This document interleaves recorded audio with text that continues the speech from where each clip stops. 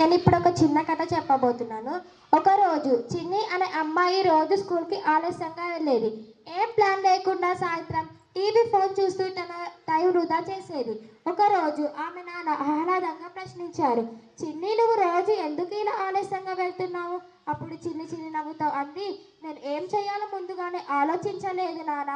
కానీ నువ్వు అప్పుడు నాన్న చెప్పిన మాట, అమ్మ, ఇది డిఫాల్ట్ జీవితం అంత యథార్థం. కానీ నువ్వు ముందుగానే ప్లాన్ వేసి ఉంటే అది డిజైన్ జీవితం. అప్పుడే ఆ మాటలు చిన్ని మనసులో దాగిపోయాయి. అదే రోజు రాత్రి చిన్ని ఒక చిన్న టైం టేబుల్ వేసుకుంది.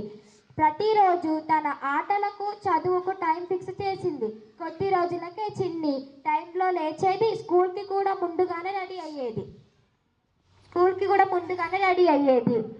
టీచర్లు కూడా ప్రశంసించారు. వావ్ చిన్ని, నువ్వు చాలా మారిపోయావు. చిన్ని చిరునవ్వుతో అంది, ఇప్పుడు నేను డిజైన్ జీవితంలో జీవిస్తున్నాను మేడం. డిఫాల్ట్గా బతకొద్దు, డిజైన్ చేసి జీవించు. ఆలోచనతో, సృజనాత్మకతతో ముందుకు సాగాలి. Thank you.